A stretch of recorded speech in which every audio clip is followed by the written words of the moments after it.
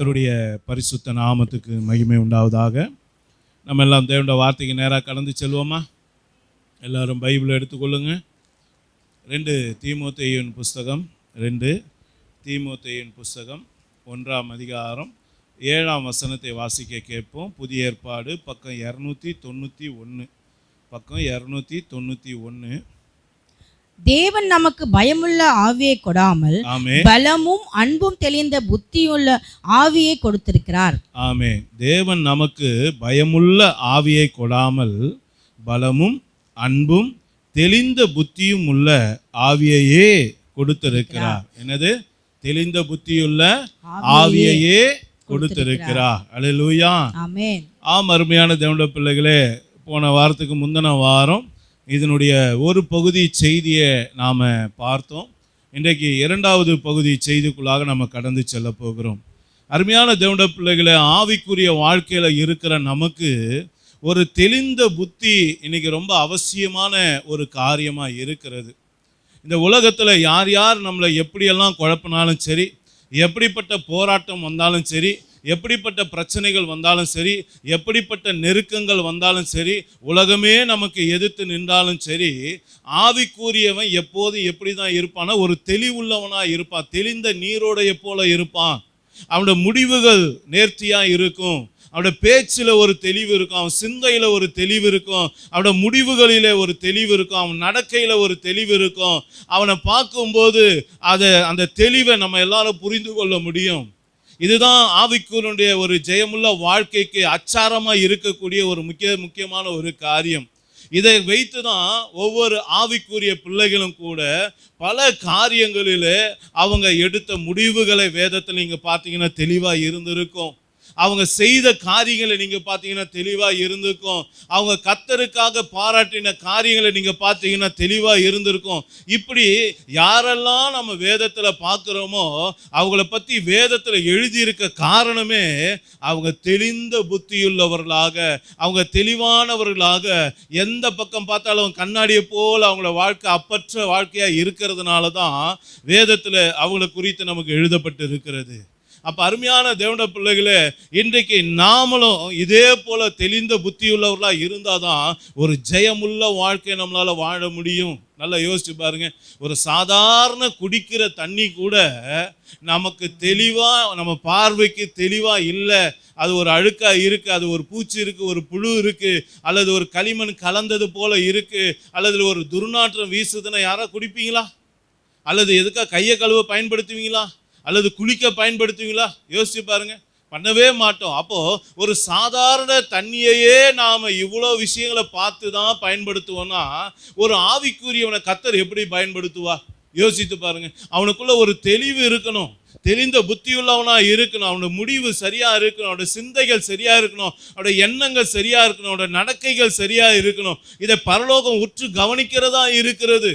அவனோட வைராக்கியம், ஒரு நல்ல காரியத்தில் வைராக்கியம் பாராட்டுறானா, இல்லை கேடான காரியத்தில் வைராக்கியம் பாராட்டுறானா, இதெல்லாம் குறித்து கூட பரலோகம் கவனிக்கிறது. நல்லா கவனிங்க. அப்போ தெளிவான காரியத்தை, தெளிந்த புத்தியுள்ள தெளிந்த மனுஷனை எப்போதும் கர்த்தர் எடுத்து பயன்படுத்துகிற ஒரு தேவனா இருக்கிறார். ஏன்னா இன்னைக்கு நம்ம வாசித்த வேத பகுதியில் கூட வசனம் சொல்லுது. என்ன சொல்லுது? பகலுக்குரியவர்களாகிய நாமோ தெளிந்தவர்களாக இருக்க வேண்டும். ஏன்? இரவில் இருக்கவங்க என்ன பண்ணுவாங்க? தூங்குவாங்க, வெறி கொள்ளுவாங்க. எல்லா அசுத்தமான காரியம் இந்த உலகத்தில் எப்போ தான் நடக்குது? ராத்திரியில தான் நடக்குது. அல்லேலூயா. சங்கீதம் 91 கூட இரவில் நடமாடும் கொள்ளை நோய்க்கும். அப்போ ராத்திரியில் என்ன நடக்குது? கொள்ளை நோய் வருது. ராத்திரியில தான் எல்லா அசுத்தமான காரியங்கள், சட்டவிரோதமான காரியங்கள் எல்லாமே நடக்குது. ஏன்? ஆண்டவராகிய இயேசு கிறிஸ்து கூட சொன்னார், பகலுக்கு 12 மணி நேரம் இருக்குது. பகலில் ஒரு மனுஷன் நடந்தா அவன் இடற மாட்டான், ஆனால் ராத்திரியில் நடந்தா இடருவான். அவனே கல்லர் கூட பிடித்து கொள்ள வகை தேடுவாங்க. ஏன்னா கல்லர் கூட கண்ணமிடுறது எப்போ தான்? ராத்திரி வேலையில் தான். பிசாசு போராடுறது எப்போ தான்? ராத்திரி வேலையில் தான். யோசிச்சு பாருங்க. மாலை மயங்க நேரத்தில் தான் ஒருத்தன் யாரை தேடி போனான்? ஒரு வேசியை தேடி போனா, விபச்சாரியை தேடி போனா. அப்போ நல்லா கவனிங்க. மாலை நேரம் தான் ஒருத்தனுக்கு பாவம் செய்ய உகந்த நேரமாக இருக்குது. அப்போ தெளிவுள்ளவனாகிய ஆவிக்குரியவன் என்ன பண்ணுவான், அந்த பகலுக்குரியவனாகிய ஆண்டவராகிய இயேசு கிறிஸ்துவுடைய பிள்ளையா இருக்கிறவன் என்ன பண்ணுவான், அவன் எப்போதும் தெளிவுள்ளவனாய் இருந்து ஜெபித்து கொண்டு ஆவிக்குரிய வாழ்க்கையில ஸ்தோத்தரித்து கொண்டு அப்படியே தான் அந்த இரவு நேரத்துல கர்த்தரோட தான் சஞ்சரிப்பான். நல்லா கவனித்துக் கொள்ளுங்க.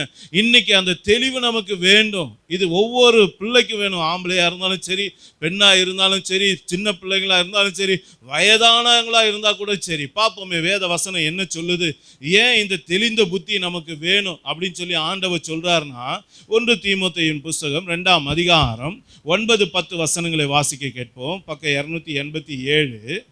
ஸ்திரீகளும் மயரை பின்னுதலிலாவது பொன்னிலாவது முத்துகளிலாவது விலையேற பெற்ற வஸ்திரங்களிலாவது தங்களை அலங்கரியாமல் தகுதியான வஸ்திரத்தினாலும் ஞானத்தினாலும் தெளிந்த புத்தியினாலும் தேவ பக்தி உள்ளவர்கள் என்று சொல்லிக் கொள்ளுகிற ஸ்திரீகளுக்கு ஏற்றபடியே நற்கிரிகளினாலும் தங்களை அலங்கரிக்க வேண்டும். ஆமா, நல்லா கவனிக்கல. இவ்வளோ லிஸ்ட் கொடுத்தாங்க. அதுல ஒரு வார்த்தை என்ன இருக்கு, தெளிந்த புத்தி. நல்லா கவனிச்சு பாருங்க. ஐயா, நீங்க ஒரு 10 சவரம் அடிக்கை போடுறத கர்த்தர் விரும்பல ஐயா. இந்த உலகம் விரும்பலாம். ஐயோ சிஸ்டர் எவ்வளோ ஐஸ்வர்யமானா இருக்காங்க, பணக்காரராக இருக்காங்க. இந்த உலகம் போற்றும். நம்ம ட்ரெஸ்ஸை பார்த்து, நம்முடைய அலங்காரத்தை பார்த்து, நம்ம நகையை பார்த்து, நம்ம ஆடை அம்பாரத்தை பார்த்து, சொத்து பத்துக்களை பார்த்து இந்த உலகம் மதிப்பு கொடுக்கும், ஒரு மரியாதை கொடுக்கும். ஆனால் பரலோகம் திரும்பி கூட பார்க்காது. என்னது பரலோகம்? உங்கள் சொத்தை திரும்பி பார்க்காது. நீங்கள் எத்தனை கோடி வச்சுருந்தாலும் திரும்பி பார்க்காது. எவ்வளோ நகை உங்ககிட்ட இருந்தாலும் திரும்பி பார்க்காது. உங்கள் பேங்க்கில் கோடி கோடியாக பணம் இருந்தாலும் பரலோகம் திரும்பி பார்க்காது ஐயா, திரும்பி பார்க்காது. பரலோகம் யாரை பார்க்கனா, ஆவிக்குரிய அலங்காரம் யாருக்கிட்ட இருக்கோ அவனை தான் திரும்பி பார்க்க. அந்த சகோதரியை தான் திரும்பி பார்க்க. இங்கே சகோதரிகளை குறித்து சொல்லப்பட்டிருக்கு. நல்லா கவனி பாருங்க. வேதத்தில் எத்தனையோ சகோதரிகளை குறித்து நம்ம வாசிக்கணும்ல. அப்படிப்பட்ட எல்லா சகோதரிகள்கிட்ட இருக்கக்கூடிய மேலான ஒரு அலங்கரிப்பு என்னன்னு கேட்டிங்கன்னா, இந்த தெளிந்த புத்தி அவங்களுக்குள்ள இருந்ததுனால அவங்க எது சரியானதோ அதை மட்டும்தான் வச்சுருந்தாங்க. நல்லா கவனிங்க. இந்த உலகத்தாருக்கு இது இருந்தால் நல்லா இருக்கும், அது இருந்தால் நல்லா இருக்குன்னு நினைக்கிறாங்க. ஆனால் அவங்க தேவ பிள்ளையா இருக்கும்போது இதெல்லாம் கர்த்தர் விரும்பலை. இதை கர்த்தர் ஏன் நல்ல சாப்பாடு கூட கர்த்தர் விரும்பலைங்க. அங்கே லாசருடைய வீட்டுக்கு வந்தார். என்ன செஞ்சார் யோசிச்சு பாருங்க. ஓயாமல் வேலை பார்த்துக்கிட்டே இருந்தா. மார்த்தாள் என்ன சொன்னா, வேலை பார்த்துக்கிட்டே இருந்தா. ஆனால் மரியாதை என்ன பண்ணிக்கிட்டு இருந்தா, ஆண்டவருடைய பாதத்தில் உட்கார்ந்து தேவனுடைய வசனத்தை கேட்டுக்கொண்டு இருந்தா. நல்லா கவனிங்க. ஆண்டவர் சொன்னார், தேவனுடைய வார்த்தையை காட்டிலும் சமையல் முக்கியம் இல்லை, சாப்பாடு முக்கியம் இல்லை. யோசிச்சு பாருங்க. அப்போ தேவாதி தேவன் சமூகத்தை வீட்டுக்கு வந்திருக்கும் போது அவரை பார்க்கறது ஒரு பாக்கியம், அவர் பாதத்தில் அமர்ந்திருப்பது பாக்கியம். ஆனால் அதை காட்டில் நமக்கு சமையலற முக்கியமாக தோணுது, சமைக்கிறது தோணுது, பந்தி விசாரிப்பு அதெல்லாம் தேவைதான். ஆனால் தேவனுக்கு முன்பாக அதெல்லாம் முக்கியம் இல்லை. அப்போ நல்லா கவனிங்க. தெளிந்தவன் எங்கே உட்காந்துருப்பான்? ஏசப்பாவுடைய பாதத்தில் உட்காந்துருப்பான். நல்லா யோசிச்சு பாருங்க. ஒரு தெளிவானவன் அப்படிதான் இருப்பான். ஏன்னா ஏதம் சொல்லுது, பிசாசு போன வாரம் கூட நம்ம பார்த்தோம். என்ன பண்ண, பிசாசு பிடித்து இருந்தவனை கர்த்தர் விடுதலையாக்கும் போது அவன் எங்கே உட்காந்துருந்தான்? இயேசுவின் பாதத்தில் உட்காந்துருந்தான். அல்லேலூயா. தெளிந்தவன் உட்காரக்கூடிய இடம் ஒரே ஒரு இடம், இயேசு கிறிஸ்துவோட பாதம் தான். அப்போ இன்னைக்கு அருமையான தேவனுடைய பிள்ளைகளே, இன்னைக்கு சகோதரிமார்களாகிய நாம இன்னைக்கு எப்படிப்பட்ட அலங்காரத்தை விரும்புகிறோம்? ஒரு லிப்ஸ்டிக்கை விரும்புகிறோமா? ஒரு நெயில் பாலிஷை விரும்புகிறோமா? சில பேர் நெயில நல்லா நீட்டாக வளர்க்குறாங்க, அதை விரும்புகிறீங்களா? யோசிச்சு பாருங்கள். சில பேர் ஏற கர்லிங் ஏர்னு வச்சுக்கிறாங்க, சில பேர் அதை கலரிங் பண்ணுறாங்க, சில பேர் அதை ஸ்ட்ரெயிட்டனிங்ன்றாங்க, சில பேர் பட்டி டிங்கரிங்லாம் முகத்தை பார்க்குறாங்க. ஆனால் ஒன்று சொல்கிறேன் பாருங்கள், இது எதையுமே பரலோகம் பார்க்கறதே கிடையாது. பரலோகம் பார்க்கறது ஒன்றே ஒன்று தான், ஆவிக்குரிய அலங்காரத்தை மட்டும்தான். அந்த ஆவிக்குரிய அலங்காரம் இருக்கிறால பரலோகம் உற்று நோக்குறது, தேவ தூதர்கள் உற்று நோக்குகிறாங்க. தேவாதி தேவன் அவளை கவனிக்கிறான், அந்த குடும்பங்களை கர்த்தர் ஆசீர்வதிக்கிறான். அப்போ நல்லா கவனிங்க. இங்க வேதம் சொல்லுது பாருங்க. அந்த வார்த்தையை இன்னொரு வாட்டி வாசிங்க. 1 தீமோத்தேயு 2:9-10 வாசிங்க. ஸ்திரீகளும் மயிரை பின்னுதல் நல்லா கவனிச்சீங்கள? பின்றத நல்லா கவனிங்க. சாதாரண பின்னுதலை பத்தி இங்க ஆண்டவர் சொல்லலை. இந்த மயிரை பின்றதை கூட சில பேர் ரொம்ப அட்ராக்டிவாக பண்ணுவாங்க பாருங்க. பார்த்துருக்கீங்களா? சில பேர் டியூப் இதெல்லாம் வீடியோலாம் அனுப்புவாங்கப்பா, என்ன டிசைனாக குண்டு ஊசியெல்லாம் குத்தி இல்லை, அதுக்கு பார்த்தீங்கன்னா சில லோஷன்லாம் தடவி அதை அப்படி முன்னாடி நிற்கிற மாதிரி பின்னாடி நிற்கிற மாதிரி ஒரு வளைஞ்சி நிற்கிற மாதிரி. இது இல்லைங்க, இதை குறித்து ஆண்டவர் சொல்லலை. ஆண்டவர் ஒரு சாதாரண ஒரு பின்னுதல் இருந்தால் போதும், அதுக்காக தலை விரிச்சுக்கிட்டா இருக்க சொன்னார். யோசிச்சு பாருங்க, தலை விரிச்சிட்டு தூங்கிட்டு இருக்க புருஷன் முன்னாடி போய் நின்று பாருங்க, அவ்வளோதான் அலறி அடிச்சுக்கிட்டு அவன் ஒரு வழி ஆயிடுவான், ஹார்ட் அட்டாக்கே வந்துடும். அல்லேலூயா. அப்போது இங்கே ஆண்டவர் சொல்கிறது பின்னுதல்ன்றது ஒரு சாதாரணமாக இருங்க, ரொம்ப தலைமுடிக்கு ரொம்ப அலங்காரத்தை கொடுக்காதீங்க. அப்புறம் தலைமுடி பார்க்கும்போது நமக்கு கொஞ்சம் பெருமை வந்துடும் பாருங்க, என் முடி இவ்வளோ நீட்டாக இருக்குது, அடர்த்தியாக இருக்குது. பெருமை வந்துருச்சுனால ஆபத்து தான், அப்புறம் என்ன ஆயிரும், வழுக்க தான் வந்துடும். யோசிச்சு பாருங்க, எதை ரொம்ப பெருசாக நீங்கள் பாராட்டுறீங்களோ, என்கிட்ட ட்ரெஸ் அதிகமாக இருக்குன்னு சொன்னீங்கன்னா ஒரு நாள் கந்த துணி கூட உடுத்துறதுக்கு இல்லாமல் போயிடும். அல்லேலூயா. வேண்டாம், மேலானதை விசுவாசிங்க, மேலானதை குறித்து பெருமை பாராட்டுங்க, கர்த்தரை உயர்த்துங்க. அல்லேலூயா. ஓகே, வாசிங்க. பொன்னினால் ஆவதும், பாத்தீங்களா, தங்கத்தை வச்சுக்கிட்டு ரொம்ப பெருமை பாராட்டாதீங்க. முத்துக்களில் ஆவது, ஆமென். விலையேறப்பட்ட வஸ்திரங்களாவது தங்களை அலங்கரியாமல் தகுதியான நல்ல வஸ்திரத்தினாலும். கவனிங்க, நீங்க வச்சிருக்க பட்டு புடவை, பனாரசு, அந்த பட்டு இந்த பட்டுன்னு சொல்றாங்க பாரு, அந்த பட்டு இல்ல, தகுதியான வஸ்திரம்.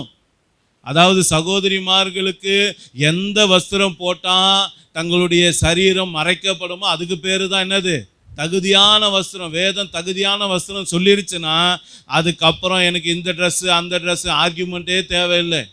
நல்லா புரிந்து கொள்ளுங்க. தகுதியான வஸ்திரம்னா என்ன, நம்மளுடைய நிர்வாணம் எங்கும் தெரியக்கூடாது, நம்முடைய சரீர அங்கங்கள் எங்கும் வெளியே தெரியக்கூடாது. நல்லா புரிந்து கொள்ளுங்க. இதை மறைக்கிறதுக்கு தான் ஆண்டவர் ட்ரெஸ்ஸுன்ற ஒரு காரியத்தை கொடுத்தார், ஆடைகளை கொடுத்தார்.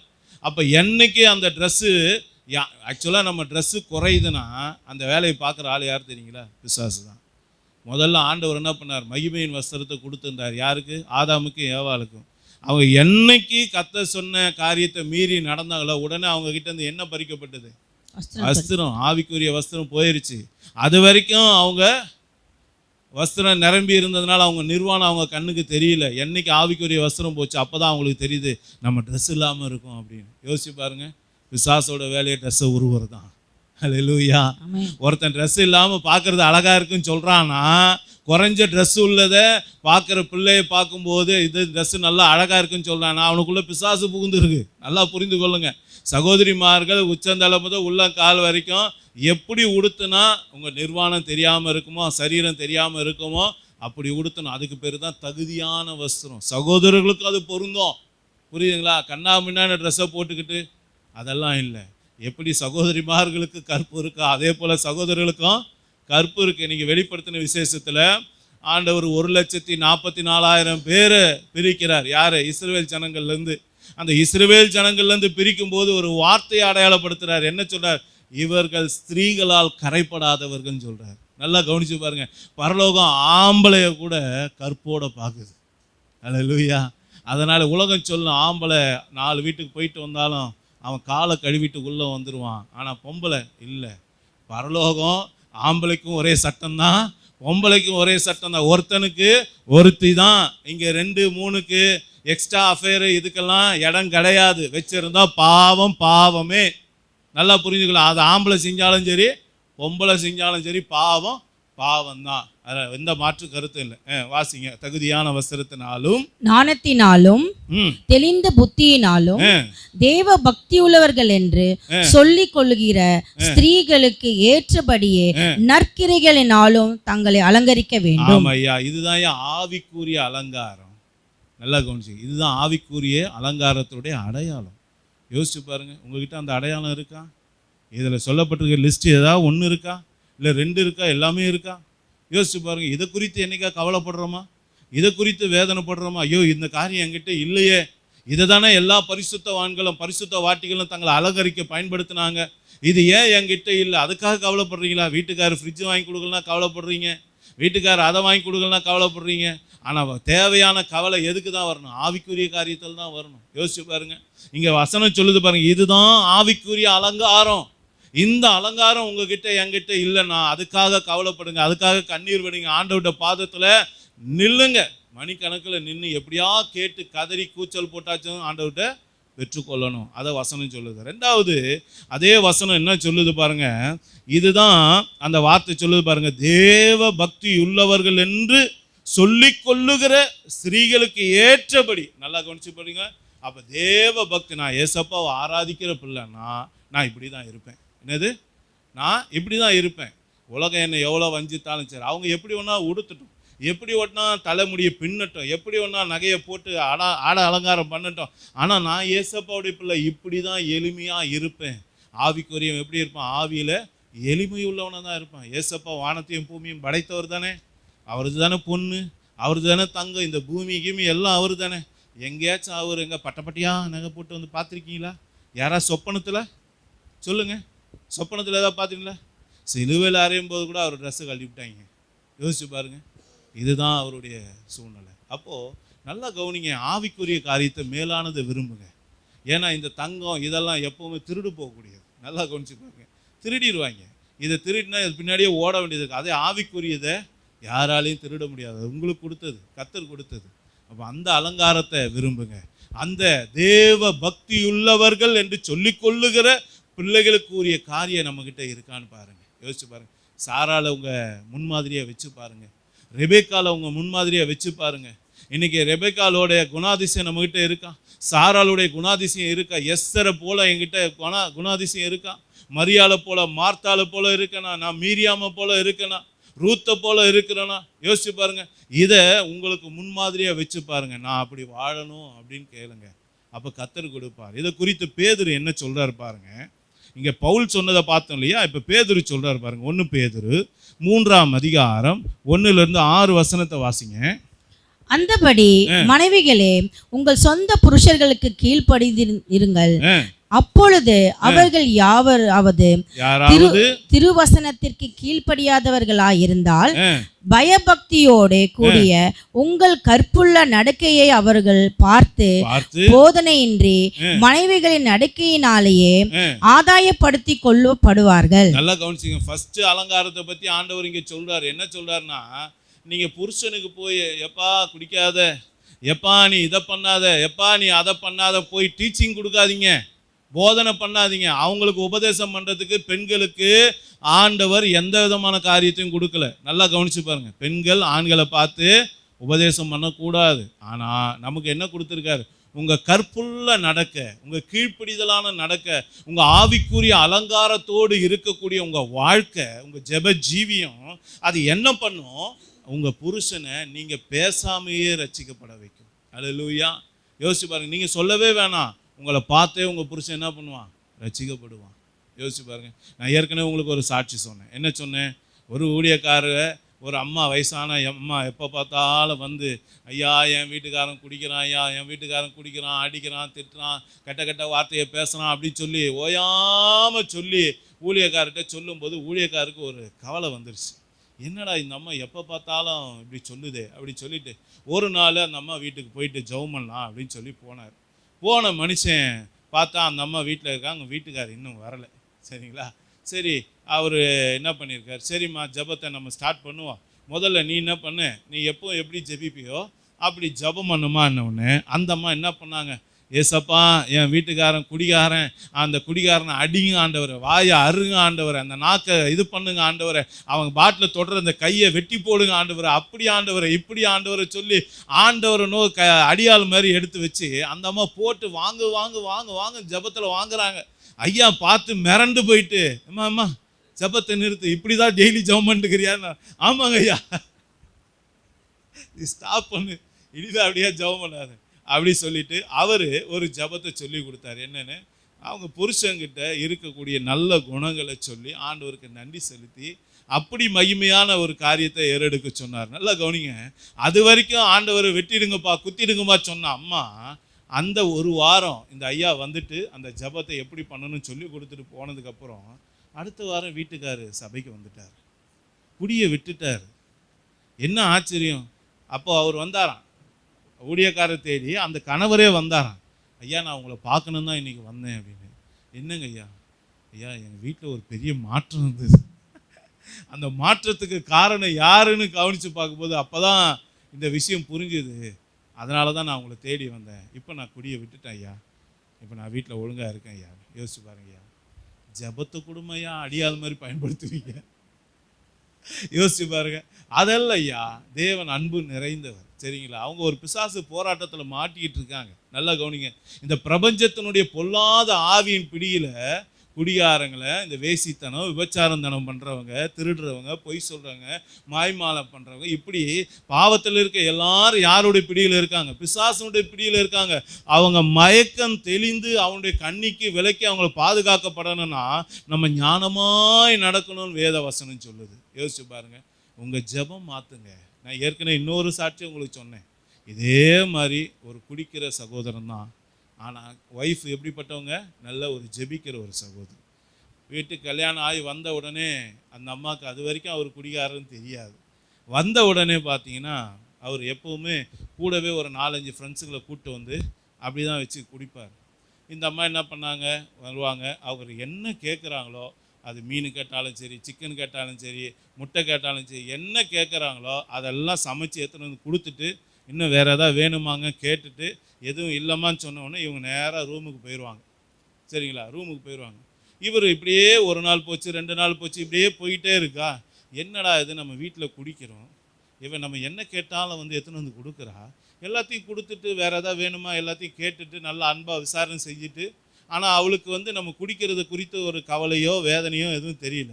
இப்படி எங்கே தான் போகிறா அவ அப்படின்னு போனால், வீட்டுக்குள்ளே போய் பார்த்தா முழங்கால் படிட்டு கண்ணீரோடு ஏசப்பாவுடைய சமூகத்தில் என் புருஷனுடைய இந்த குணத்தை மாற்றி கொடுங்க ஏசப்பா அப்படின்னு சொல்லி கண்ணீர் விட்டு அழுது ஜெபிச்சாங்க. நல்லா கவனிங்க. இந்த கண்ணீர் ஜெபத்தை புருஷன் பார்த்தான்.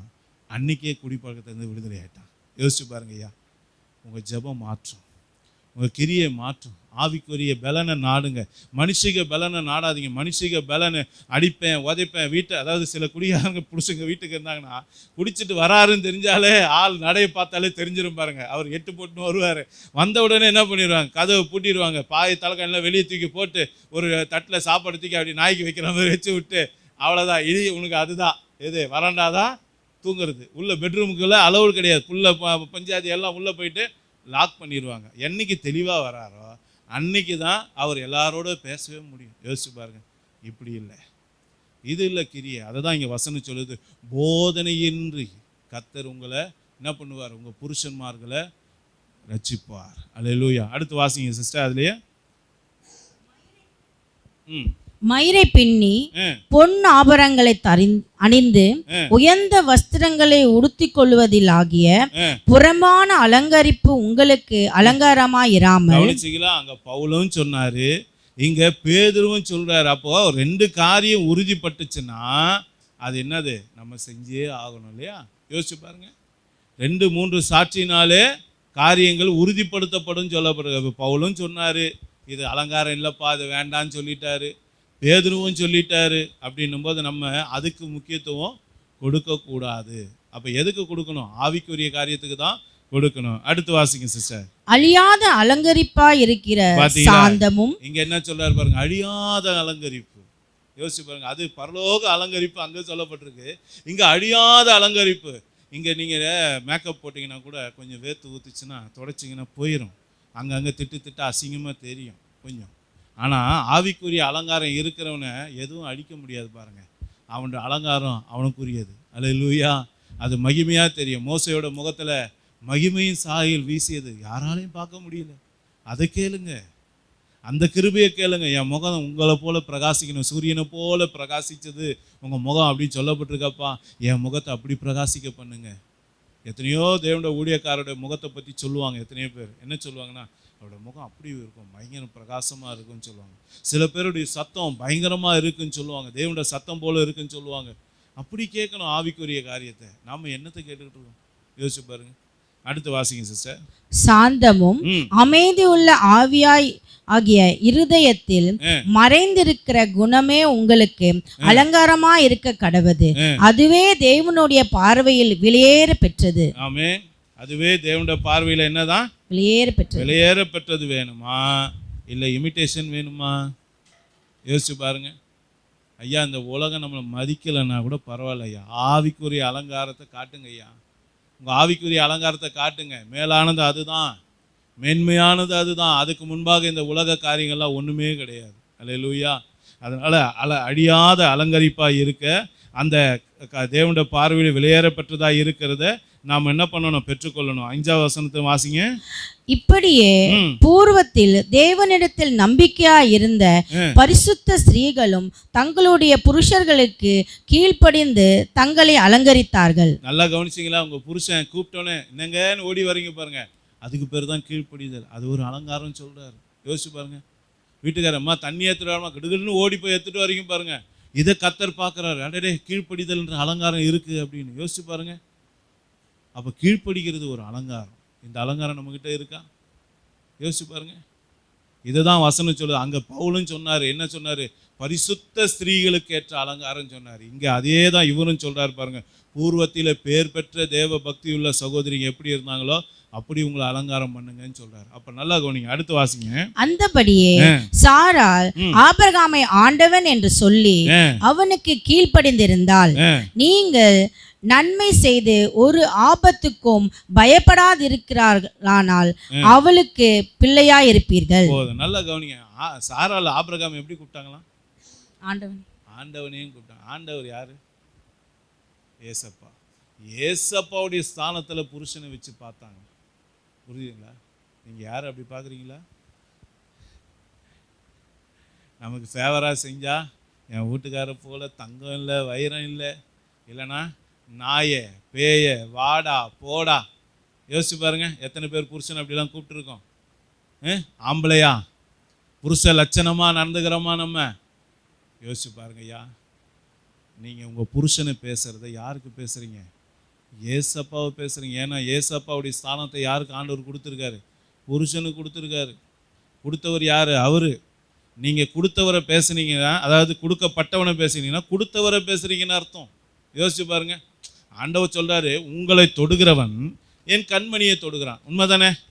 அது எல்லாரும் ஆமாம், அந்த வார்த்தை எனக்கு வேணும் ஆண்டவரே, இப்படி சொன்னீங்களே, என்ன உள்ளங்கையில் வரைந்து வைத்திருக்கேன்னு சொன்னீங்களேன்றீங்களே, அதே வார்த்தை தான் சொல்லுது. புருஷனை திட்டினா நீங்கள் இயேசுவை திட்டுறா மாதிரி. இப்போ சொல்லுங்கள், புருஷனை திட்டுவீங்களா? இனிமே மரியாதை இல்லாமல் பேசுவீங்களா? கெட்ட வார்த்தை சொல்லி பேசுவீங்களா? ஆம்பளையா? இல்லை இன்டைரக்டாக? டைரக்டாக பேசினா தானே தப்பு. இன்டைரக்டாக பேசுனீங்கன்னா நீங்கள் பக்தியுள்ள ஸ்திரீகள் அல்ல. நீங்கள் அழியாத அலங்கரிப்பை இழந்துட்டீங்கன்னு அர்த்தம். பரலோகம் உங்களை ஒரு நாள் திரும்பி பார்க்காது. நல்லா புரிந்து கொள்ளுங்க. சகோதரிமார்களுக்கு அலங்காரமே கீழ்ப்படிதல் தான், புருஷனுக்கு அடங்கி இருக்கிறது தான். அது மாத்திரம் இல்லை, இன்னொரு வசனத்தை நம்ம வாசிப்போம். 1 தீமோத்தேயு 2ஆம் அதிகாரம் 15ஆம் வசனம் வாசிங்க. அப்படி இருந்தும் தெளிந்த புத்தியோடு விசுவாசத்திலும் அன்பிலும் பரிசுத்தத்திலும் நிலை கொண்டிருந்தால் பிள்ளை பேற்றினாலே ரட்சிக்கப்படுவாள். இங்கே கவனிங்க, பிள்ளை பேற்றினாலே ரட்சிக்கப்படுவாள் அப்படின்னு சொல்லப்பட்டிருக்கு. நான் ஏற்கனவே வீட்டு ஜபத்தில் ஒரு நாள் சொன்னேன். என்ன சொன்னேன்? சகோதரிமார்களுக்கு ஒவ்வொருத்தருக்கும் ஒவ்வொரு பருவங்கள் உண்டு. எப்படின்னா, நம்ம சின்ன பிள்ளைங்களை என்ன சொல்லுவோம்? குழந்தை அப்படின்னு சொல்லுவோம். அப்புறம் குமாரன் குமாரத்தி அப்படின்னா நம்ம இப்போ ஜெஃபி அப்படிலாம் இருக்காங்க பாருங்கள், அவங்களாம் அந்த பருவம். சரிங்களா? அதுக்கப்புறம் வாலிப பருவம், அதுக்கப்புறம் வயோதிப பருவம். நல்லா யோசிப்போம். இப்படி வாழ்க்கையில் பருவங்கள், குழந்தை, பையன், வாலிப பையன், அதுக்கப்புறம் ஒரு மிடில் ஏஜ் பையன், அதுக்கப்புறம் வயதான ஆள். இப்படி ஒவ்வொரு காலகட்டத்துக்கும் ஒரு பருவம் இருக்குது. அது மாதிரி சகோதரிமார்களுடைய வாழ்க்கையில் ஒரு பூரணம் அப்படின்னா, நீங்கள் நல்லா கவனிச்சிங்கன்னா, பழைய காலத்துலேருந்து இந்த காலத்து வரைக்கும் பெண்கள்கிட்ட இந்த உலகம் எதிர்பார்க்கறது ஒரே ஒரு காரியம்தான். என்ன சொல்லுங்கள்? அவங்க ஒரு குடும்பத்தை கட்டணும். குடும்பத்தை கட்டணும்னா என்னது சொல்லுங்கள்? ஒரு கல்லை வச்சு பில்டிங் எழுப்புறதா? அது இல்லை. குடும்பத்தை கட்டுறதுன்னா என்னென்னா, பிள்ளைய பெற்று கொடுக்கணும். என்னது? பிள்ளைய பெற்று கொடுக்கணும். அதுதான் குடும்பத்தை கட்டுறது. அதை தான் அங்கே ரூத்தோட மாமியாருக்கு சொல்லும்போது எல்லாரும் ரூத்தை என்னன்னு சொல்லி வாழ்த்தினாங்க. யோசிச்சு பாருங்க.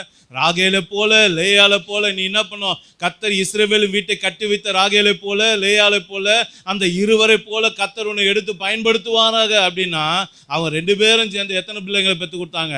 யாக்கோபுக்கு 12 பிள்ளைங்களை பெற்று கொடுத்தாங்க, ஒரு பெண்ணை பெற்று கொடுத்தாங்க. இதை தான் அங்கே சொல்லப்ப கட்டு வைக்கிறது அப்படின்னு. அப்போது நீங்கள் பெண்கள் உங்கள் வாழ்க்கையில் எப்பொழுது நீங்கள் முழுமை அடையிறீங்க அப்படின்னா, எப்போ ஒரு குழந்தைய பெற்று எடுக்கிறீங்களோ அப்போ தான் நீங்கள் உங்கள் வாழ்க்கையில் என்ன பண்ணுறீங்க? பூரணம் அடைஞ்சிங்க அப்படின்னு அர்த்தம். நல்லா கவனிங்க. அப்போ அந்த பூரணத்தை எப்போது ஒரு ஆளுக்கு கர்த்தர் கொடுக்குறாராம், அந்த கிருபை எப்போது ஆண்டவர் கொடுக்குறாருன்னா, யாரு தெளிவுள்ள ஒரு சகோதரியா புத்தியுள்ள ஒரு சகோதரியா இருக்காங்களோ அவங்களுக்கு தான் அவர் என்ன பண்ணுறாராம், இந்த குழந்தை பெற்றுக்கொள்ளுகிற பாக்கியத்தை அவர் என்ன பண்ணுறாரு, கொடுக்குறேன் அப்படின்னு சொல்கிறார். நல்லா யோசிச்சு பாருங்க. அப்போ உங்கள் வாழ்க்கை பூரணம் அடைஞ்சிருக்கா? யோசிச்சு பாருங்க. ஒரு சகோதரியுடைய வாழ்க்கை பூரணம் அடையணும்னா இந்த ஆவிக்குரிய அலங்காரம் இருக்கணும், தேவ பக்தி உள்ள ஸ்திரீகளுக்குரிய காரியங்கள் இருக்கணும். அதோடு கூட நான் ஏசப்பா என்னை இந்த பூமியில், இந்த திருமண வாழ்க்கையில், இந்த குடும்பத்தில், இந்த சபையில், இந்த தேசத்தில் என்னை பிறக்க வச்ச நோக்கத்தை என் வாழ்க்கையில் நான் நிறைவேற்றி முடிச்சேனான்னு பாருங்கள். கர்த்தர் எனக்கு கொண்டு செய்ய வேண்டியதை செஞ்சாராம் பாருங்கள். நான் அதுக்கு பூரணமாக என்னை ஒப்பு கொடுத்துருக்கேன்னா பாருங்கள். இதெல்லாம் சகோதரிமார்களுக்கு கர்த்தர் கொடுத்த வார்த்தை. நல்லா கவனிங்க.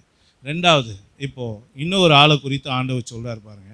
தீத்து 2ஆம் அதிகாரம் 2-5 வசனத்தை வாசிங்க. முதிர் வயதுள்ள புருஷர்கள் ஜாக்கிரதை உள்ளவர்களும் நல்லொழுக்கமுள்ளவர்களும் தெளிந்த புத்தி உள்ளவர்களும் விசுவாசத்திலும் அன்பிலும் பொறுமையிலும் ஆரோக்கியம் உள்ளவர்களுமாய் இருக்கும்படி புத்தி சொல்லு.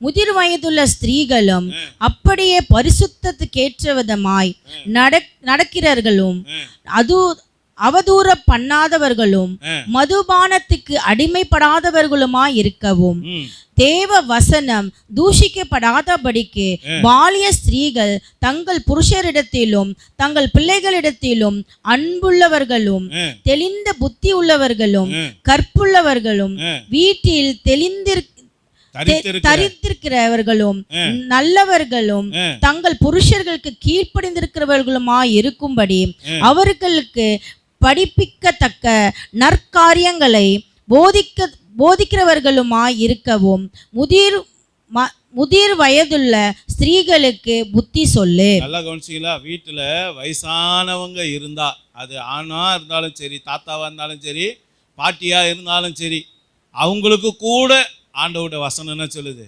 நீங்களும் தெளிந்த புத்தி உள்ளவங்களாக தான் இருக்கணும். நல்லா கவனிச்சு பாருங்க. தாத்தாவுக்கும் அதுதான் கட்டளை, பாட்டிக்கும் அதுதான் கட்டளை. இப்போ அந்த வசனத்தை 2லேருந்து நான் தெளிவாக வாசிக்கிறேன் பாருங்க. முதிர் வயதுள்ள புருஷர்கள் ஜாக்கிரதை உள்ளவர்களும் நல்லொழுக்கம் உள்ளவர்களும் தெளிந்த புத்தி உள்ளவர்களும் விசுவாசத்திலும் அன்பிலும் பொறுமையிலும் ஆரோக்கியம் உள்ளவர்களாக இருக்கும்படி புத்தி சொல்லு. இது வயசான தாத்தாக்கு சொல்லிட்டாரா? இப்போ பாட்டிக்கு என்ன சொல்றாரு பாருங்க.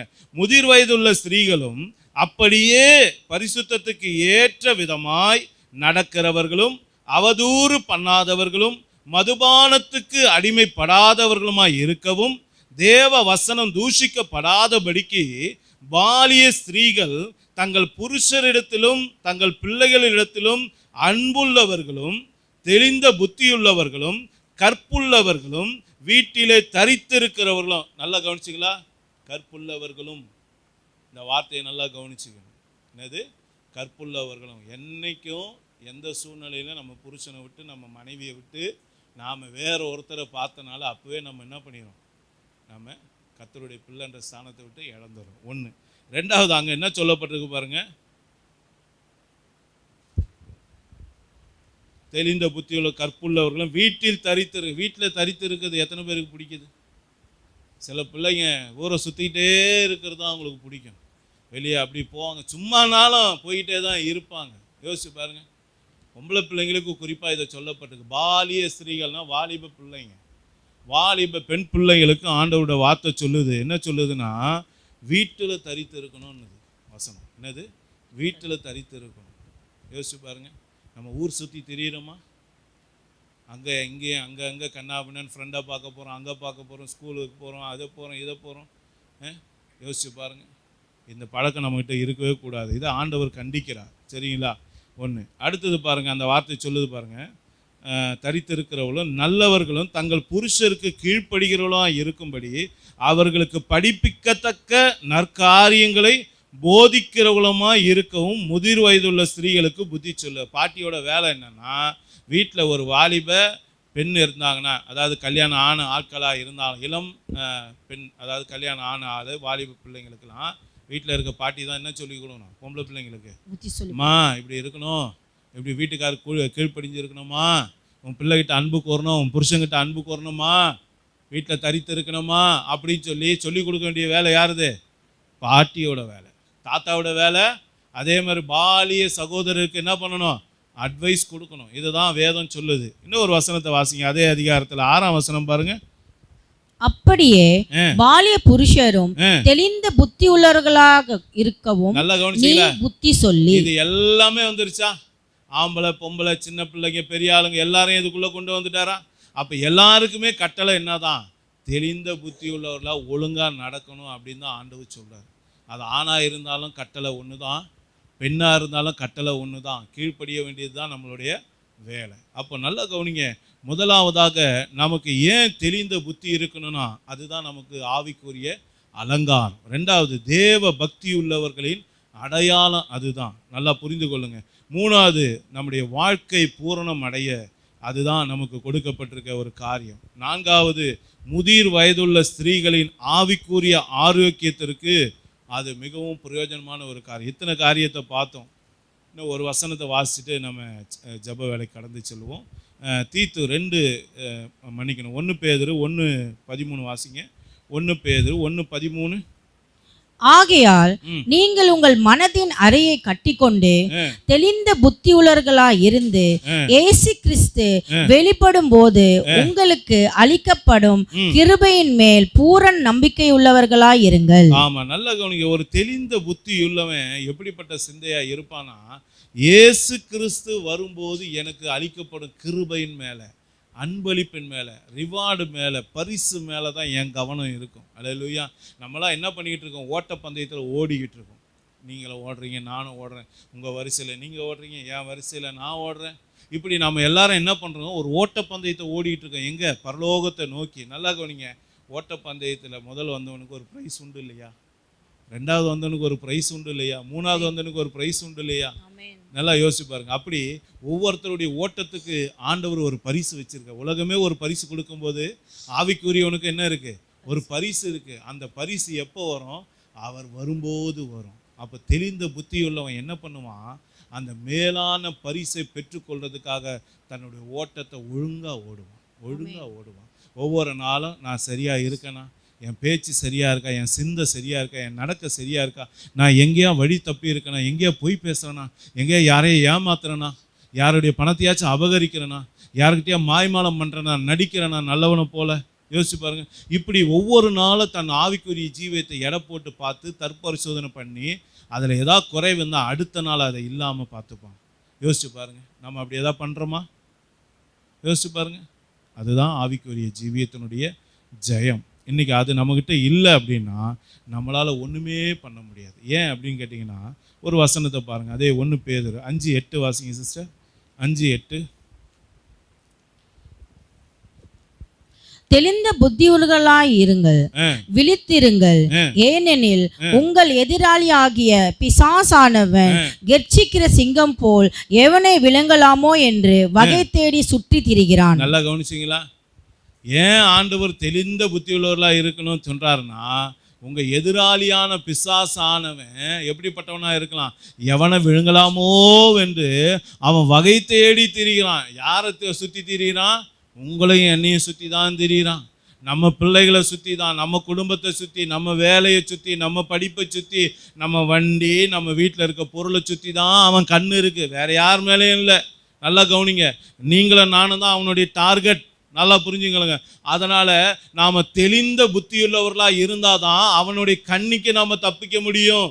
அவனால் விழுங்கப்படாமல் நம்மளை காத்துக்கொள்ள முடியும். நம்ம தெளிந்த புத்தி இல்லாதவர்களாக கொஞ்சம் அசால்ட்டாக இருந்துட்டோம், கொஞ்சம் அஜாக்கிரதையாக இருந்துட்டோம் அப்படின்னா நம்மளை என்ன பண்ணிடுவான்? முழுகிட்டு போயிடுவான். இப்படி தான் ஒரு நாள் யோபோட வீட்டில் எப்படா சான்ஸ் கிடைக்குன்னு பார்த்தான். ஒரு நாள் என்ன பண்ணாங்க? பிள்ளைங்க வீட்டில் உள்ளே நுழைஞ்சிட்டான். யோசிச்சு பாருங்க ஐயா, யோசிச்சு பாருங்க. இன்றைக்கி நாம் சான்ஸ் கொடுக்குறோமா பிசாசுக்கு? நம்ம வீட்டில் அப்படி ஏதாவது பிரச்சனைங்க இருக்கா? அவனால் வந்த பிரச்சனைங்க அப்போ எங்கேயோ சான்ஸ் கொடுத்துருக்கோம்ல. யோசிச்சு பாருங்கள். பிள்ளைகளால் வருது ஒரு பிரச்சனை, இல்லை புருஷனால் வருது, மனைவியால் வருது, இல்லை அக்கம் பக்கத்தில் இருக்கிற ஆளால் வருது, இல்லை கூட வேலை செய்கிற பிள்ளைகளால் வருது.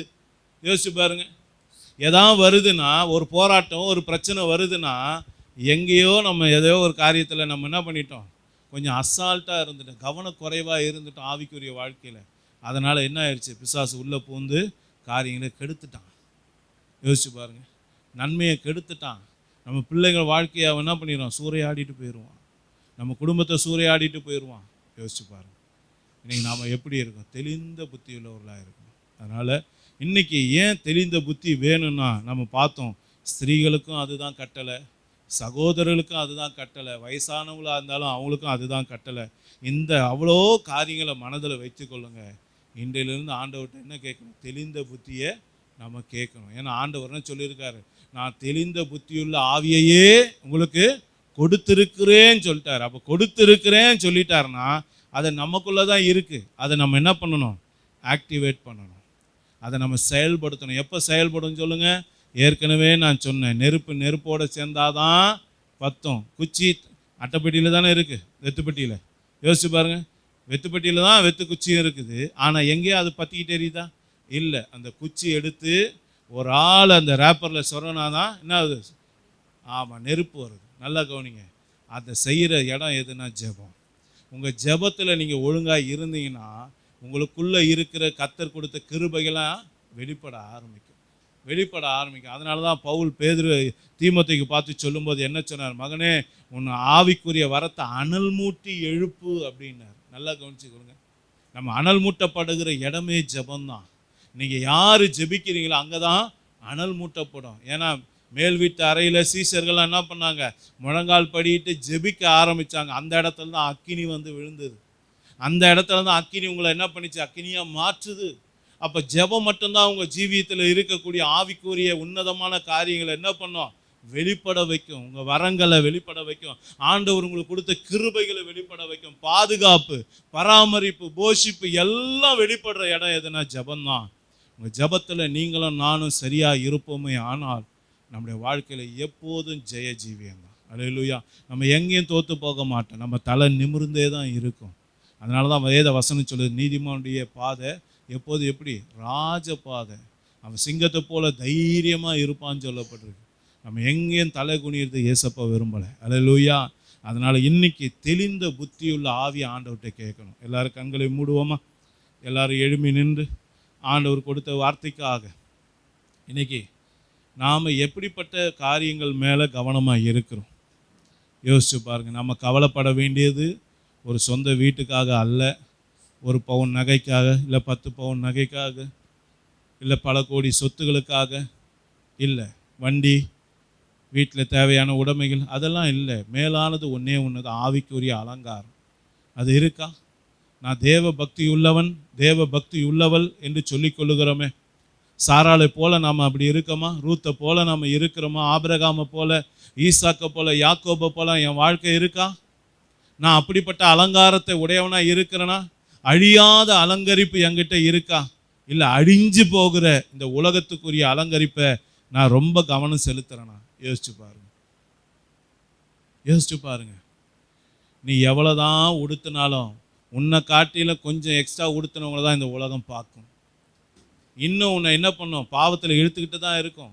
இன்றைக்கி 10 ரூபாய்க்கு அலங்காரம் பண்ணனா நாளைக்கு 100 ரூபாய்க்கு அலங்காரம் பண்ணால் தான் சூப்பர் சிஸ்டர்னு வாங்க. அடுத்த நாள் 1000 ரூபாய்க்கு பண்ணால் தான் சூப்பர்னு வாங்க. இப்போ உன் வாழ்க்கையில் என்ன ஆகும், இன்னும் நீ செலவழிச்சிக்கிட்டே போகணும், இதுக்கு பின்னாடி ஓடிக்கிட்டே இருக்கணும். எதுக்கு இந்த மாயமாலமான நடிப்பு? மற்றவங்க நம்மளை பார்க்கணும், புகழணும், சிஸ்டர் நல்லா இருக்காங்க, இது இல்லை. பரலோகம் நம்மளை பார்க்க தான் பாருங்கள், பரலோகம் நம்மளை கவனிக்க தான் பாருங்கள், பரலோக அலங்கரிப்பு என்கிட்ட இருக்கான்னு பாருங்கள். அந்த கவலை இருக்கா? அதுக்காக வேதனைப்படுறீங்களா? அதுக்காக கண்ணீர் வெடிக்கிறீங்களா? அதுக்காக துக்கப்படுறீங்களா? அதுதான் உன்னதமானது. அதை தான் இன்னைக்கு கர்த்தர் எதிர்பார்க்குறா. இன்னைக்கு ஆவிக்குரிய காரியங்களுக்காக கவலைப்படுங்க. ஐயோ என்கிட்ட ஜபம் குறைஞ்சி போச்சு, அதுக்காக கவலைப்படுங்க. ஐயோ என்கிட்ட வேத வாசிப்பு குறைஞ்சி போச்சு, அதுக்காக கவலைப்படுங்க. என்னால் சபையில் முன்ன மாதிரி ஊக்கமாக உற்சாகமாக ஜெபிக்க முடியல, உற்சாகமாக எந்த காரியத்தில் ஈடுபட முடியலையே, அதுக்காக கவலைப்படுங்க. என்னால் உபவாசம் இருந்து ஜெபிக்க முடியல, அதுக்காக கவலைப்படுங்க. ஆண்டவருக்காக ஊழியம் செய்ய முடியல, அதுக்காக கவலைப்படுங்க. என்னால் நல்லா ஆராதிக்க முடியல, அதுக்காக கவலைப்படுங்க. என்னால் அந்நிய பாஷை இன்னும் நான் பெற்றுக்கொள்ளலையே, அதுக்காக கவலைப்படுங்க. பரிசுத்த ஆவின் அபிஷேகத்தை பெறலையே, அதுக்காக கவலைப்படுங்க. இன்னைக்கு சுகமாக்குற வரம் இல்லையே, அதுக்காக கவலைப்படுங்க. தீர்க்க தரிசனம் வரம் இல்லையே, அதுக்காக கவலைப்படுங்க. ஆவியின் கனி இல்லையே, அதுக்காக கவலைப்படுங்க. ஆவிக்குரிய அனுபவங்களை பெற்றுக்கொள்ளலையே, சொப்பனம் பார்க்கலையே, தரிசனம் பார்க்கலையே, ஆண்டவர் என் கூட பேசுகிற சத்தம் எனக்கு இன்னும் கேட்கலையே, ஆண்டவரை முகமுகமாக பார்க்க முடியலையே, அதுக்காக கவலைப்படுங்க. நாம் எதுக்காக கவலைப்பட்டுட்டு இருக்கோம்? அந்த சிஸ்டர் என்கிட்ட பேசலை, அந்த பிரதர் என்கிட்ட பேசலை, மூஞ்சி திருப்பிக்கிட்டு போயிட்டாங்க, அதுக்காகவா? யோசிச்சு பாருங்க ஐயா, யோசிச்சு பாருங்க. கீழானதை அல்ல, மேலானதை நோக்கி பாருங்க, மேலானதை நோக்கி பாருங்க, பரம காரியங்களை நோக்கி பாருங்க. உங்க கவனம் முழுசும் அதில் இருக்கட்டும்.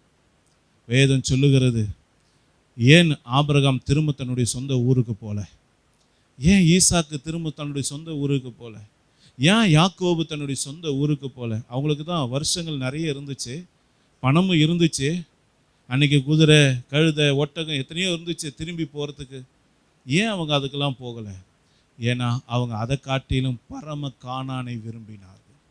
பரலோக தேவன் எங்களுக்காக ஆயத்தம் பண்ணின அந்த இடத்த விரும்பினாங்க, அந்த வீடை விரும்பினாங்க. அதனால தான் அவங்க பூமியில் இருக்கும்போதெல்லாம் நான் பரதேசி, நான் பரதேசி, நான் பரதேசினே சொன்னாங்க. அதனால தான் அவங்க கூடாரத்திலேயே வாசம் பண்ணாங்க. பரலோகத்தை விரும்புகிறவன் எப்போவுமே இந்த பூமியில் இருக்கிற விஷயத்து மேலே சொந்தம் கொண்டாடவே மாட்டான். நாம் அப்படி இருக்கோமா? நம்ம அப்படி இருக்கோமா? உங்கள் சிந்தை எப்படி இருக்குன்னு கொஞ்சம் உயிர்த்து ஆராய்ந்து பாருங்கள். எதுக்காக நீங்கள் கவலைப்படுறீங்க? ஆவிக்குரிய இதுக்காக கவலைப்படுறீங்களா, இல்லை உலக வாழ்க்கைக்காக கவலைப்படுறீங்களா? கொஞ்சம் ஒப்பு கொடுத்து ஜெபிப்போமா? என் அன்பு சகோதரனே, என் அன்பு சகோதரியே, கர்த்தர் நம்முடைய கவனத்தை கொஞ்சம் ஆவிக்குரிய பக்கம் திருப்ப விரும்புகிறார். ஏன்னா வருகை சமீபமாக இருக்குது. ஏசப்பாவோட வருகை சமீபமாக இருக்குது. அன்றைக்கு இஸ்ரவேலுடைய ஜனங்களுக்கு ஒரு அடையாளத்தை கர்த்தர் கொடுத்திருந்தார். என்ன கொடுத்தாரு? சங்கார தூதன் வரும்போது உங்கள் வீட்டுக்குள்ளே மரணம் வராமல் இருக்கணும்னா உங்கள் வீட்டு நிலைக்கால்கள் மேலே நீ என்ன பண்ணு, ஒரு ஆட்டோடைய ரத்தத்தை பூசி வையே அப்படின்னு சொன்னார். அந்த ரத்தம் பூசப்பட்ட வீடு தான் எனக்கு அடையாளம். அந்த வீட்டுக்குள்ளே நான் போக மாட்டேன். ரத்தம் பூசப்படாத எல்லார் வீட்டுக்குள்ளே சங்கார தூதன் போனான், மூத்த பிள்ளைகளை சங்கரித்தான். அந்த எகிப்து தேசமே அழுகுரலால் நிறைந்து இருந்தது. ஒரு அடையாளம் பரலோகம் பார்க்குது, இவன் தான் தேவனுடைய பிள்ளை. வேத வசனம் கூட அப்படி தான் சொல்லுது, முத்திரை போட்டுக்கொண்டே போனார்கள், முத்திரை இல்லாதவர்களை பின்பாக தூதர்கள் வெட்டி கொண்டே போனார்கள் என்று. இன்றைக்கி உங்கள் அலங்காரம் என்ன? உங்கள் அலங்காரம் என்ன? பரிசுத்த அலங்காரம் உங்ககிட்ட இருக்கா? அழியாத அலங்காரம் உங்ககிட்ட இருக்கா? மேலான அலங்காரம் இருக்கா? தேவ பக்திக்குள்ளவர்கள் என்று சொல்லிக்கொள்ளுகிற சகோதர சகோதரிகளுக்கு ஏற்ற அலங்காரம் என்கிட்ட இருக்கா? கீழ்ப்படுகிற அலங்காரம், விசுவாசிக்கிற அலங்காரம், நற்கிரியைகளை செய்கிற அலங்காரம். யோசிச்சு பாருங்க ஐயா. ஒருவேளை அது இல்லைன்னா இன்னைக்கே கண்ணீர் விட்டு கதறி அழுவுங்க. உங்கள் பிள்ளைங்கிட்ட உண்மையில அன்பு கூறுறீங்களா? உங்கள் புருஷங்கிட்ட உண்மையில அன்பு கூறுறீங்களா? ஒழுங்காக நடக்கிறீங்களா? எல்லாரும் வயசானவங்களாக இருந்தாலும் சரி, வாலிபர்களாக இருந்தாலும் சரி, எல்லாருக்கும் ஒரே கட்டளை தான், எல்லாருக்கும் ஒரே தேவன் தான், எல்லாருக்கும் ஒரே பைபிள் தான். இன்றைக்கி நாம் எப்படி இருக்கோம்? உங்கள் ஆவிக்குரிய பலனை பொறுத்து தான் உங்கள் ஆசீர்வாதம். உங்கள் துதி எப்படி இருக்குது? உங்கள் ஜெப ஜீவியம் எப்படி இருக்குது? உங்கள் அர்ப்பணிப்பு எப்படி இருக்குது? உங்கள் கீழ்ப்படிதல் எப்படி இருக்குது? கொஞ்சம் உய்த்து ஆராய்ந்து பாருங்கள். வெறும் சண்டே கிறிஸ்டியனாக மாத்திரம் இருந்துடாதீங்க. அப்படி நீ இருக்கிறது இருக்காமலே இருக்கலாம். அதை தான் வசனம் சொல்லு. 6 நாள் நான் உலக வாழ்க்கையை வாழ்ந்துட்டு ஞாயிற்றுக்கிழமை மட்டும் நான் நல்ல பிள்ளையாக வந்தேன்னா பைபிள் சொல்லுது, நாய் கக்கினதை திரும்ப தின்னும்படி போனது சொன்னேன். பன்றி, கழுவப்பட்ட பன்றி திரும்ப என்ன பண்ணிச்சான்? சேத்துல புரள போச்சுன்னு. நம்ம பன்றி கிடையாதுங்க, நம்ம நாய் கிடையாது, நம்ம பரிசுத்த ஜாதி, நம்ம பரிசுத்த பிள்ளைங்க. புலி பசிச்சாலும் புல்லை தின்னாது. நான் ஆவிக்குரியவன். எந்த சூழ்நிலையில் நான் பின்மாற்றத்துக்கு போக மாட்டேன். எந்த சூழ்நிலையில் நான் உலக காரியத்தை நாட மாட்டேன். அந்த வைராக்கியம் உங்ககிட்ட இருக்கா? செத்தாலும் ஆவிக்குரியவனாக தான் சாவேன். என் உடம்புல பரு இருந்தாலும் சரி, சாப்பிட்றதுக்கு ஒன்றுமே இருந்தாலும் இல்லைனாலும் சரி, லாசருவை போல் அப்படியே ரோட்டில் கடந்து செத்தாலும் பரலோகம் போய் சேர்ந்துருவேன். எல்லா ஆஸ்திகளும் இருந்தும் நான் துன்மார்க்கமாக ஜீவித்தனா அந்த சகோதரனை போல பாதாளத்தில் போய் தான் வேதனைப்படணும். என் அன்பு தேவ பிள்ளைகளை, கொஞ்சம் ஆவிக்குரிய காரியங்களை கவனம் செலுத்துங்க. ஆவிக்குரிய காரியத்தில் கவனம் செலுத்துங்க. மேலானது அதுதான். மாறாதது அதுதான். பரலோகம் கவனிக்கிறது அதை தான். உங்கள் எண்ணங்களை கவனம் செலுத்துங்க. தயவு செய்து சொல்கிறேன், கடைசி காலத்தில் இருக்கோம். இன்னும் நீங்கள் அசட்டையாக நிர்விசாரமாக இருப்பீர்களானால் கைவிடப்படுவது நிச்சயமாக இருக்கும். வேண்டாம். கர்த்தர் நம்மை எச்சரிக்கும் போதே மனம் திரும்பி அவருடைய சட்டையின் நிழலில் வந்து நாம் தஞ்சம் அடையும்படியாக கர்த்தர் நம்மை அழைக்கிறார். ஒப்பு கொடுப்போமா? எல்லாரும் ஒப்பு கொடுப்போமா?